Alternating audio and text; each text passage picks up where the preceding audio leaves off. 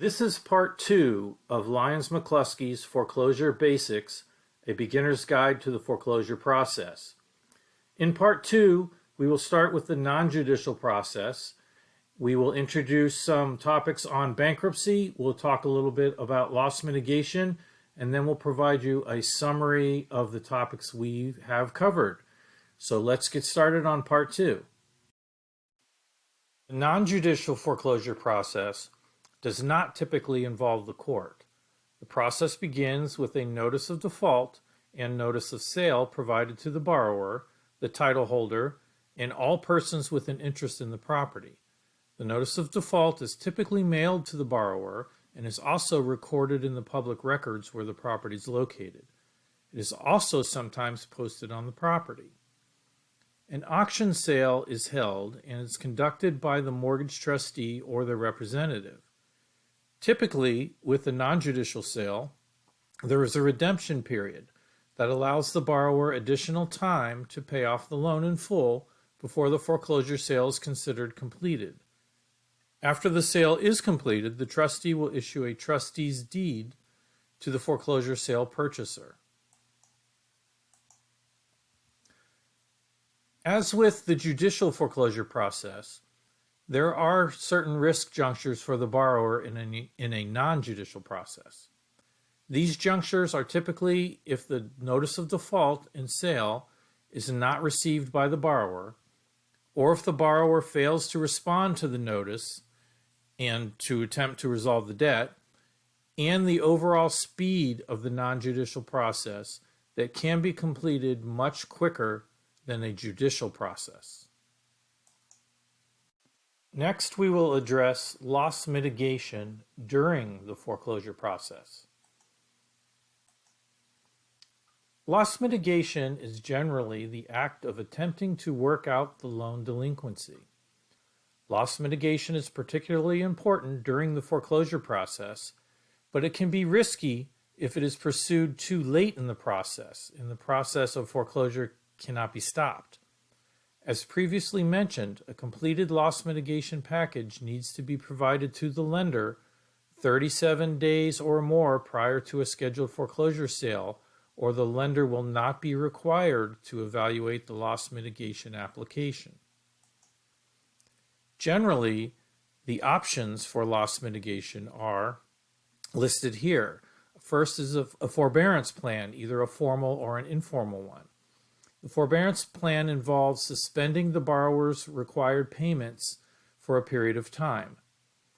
A special forbearance plan involves temporarily changing the payment amounts that are due from the borrower for a period of time until the borrower's issue that is causing their default is resolved. Loan modification involves taking the loan arrearage and adding it to the loan balance and modifying the loan terms to allow the borrower to be able to make payments going forward. So it would change the terms like the payment amount, possibly the interest rate, the amortization period, and so forth. Next is a partial claim. This is utilized with FHA loans and allows the arrearage to be paid by the FHA and secured by a second mortgage. Then there's a combination between loan modification and one of the other options. Also, there's a pre-foreclosure sale, which is suspending the foreclosure action for a period of time to allow the borrower additional time to sell the property so that the loan can be paid off. And then finally, the deed in lieu. This is when the borrower conveys the property to the lender in exchange for a release of the loan obligation. Next, we'll take a look at the effect of bankruptcy. Bankruptcy is a federal legal process that allows a borrower to have their debts forgiven and a fresh start provided moving forward. A Chapter 7 bankruptcy involves the sale of the borrower's assets with the proceeds applied to the borrower's debts and the remaining balances forgiven. A Chapter 13 bankruptcy involves a reorganization of the borrower's debts, allowing the borrower to keep most of their assets and have their debt payments restructured. And Chapter 13 is the most typical form of bankruptcy today.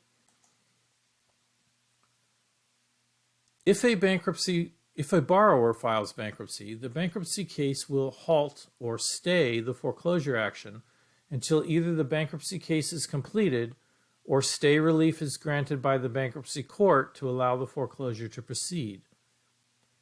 In a Chapter 13 bankruptcy, the lender can be required to accept monthly payments going forward and allow the arrearages to be paid monthly over a 5-year period that allows the loan to be reinstated.